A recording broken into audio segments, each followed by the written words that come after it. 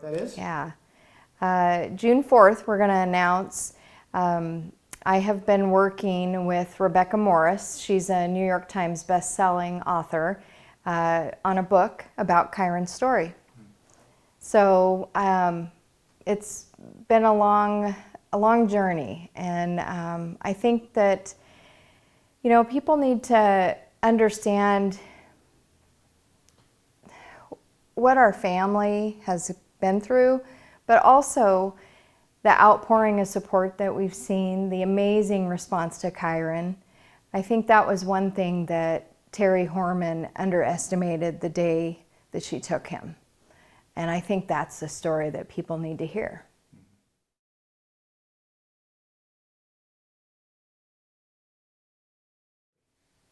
I want, one of the biggest things with this book is the truth. I think there's since the beginning, there's been a lot of stuff that was put out there. Like in the very beginning, first few days, Terry had fed some information out to friends, and then friends granted interviews. None of that was controlled or filtered by the family. And so a lot of false information that got out there that painted her in a better light, but wasn't the truth. And so that has been carried forward all these years.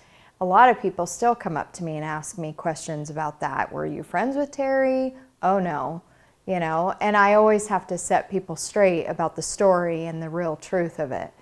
And I think some of that I wanted to make sure was out there and that people know.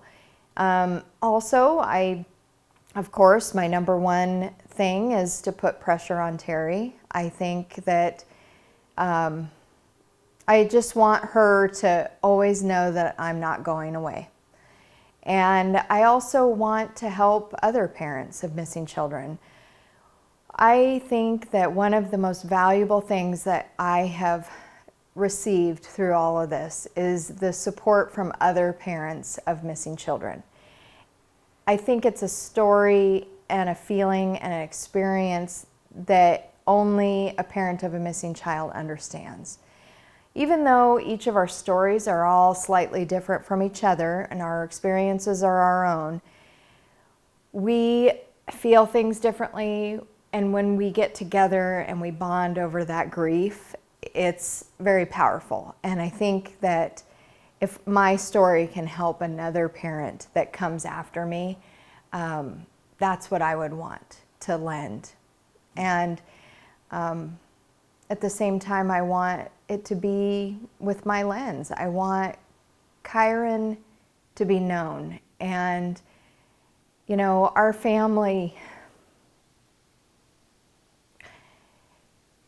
even though we've had a blended family, Kyron is so close to me, and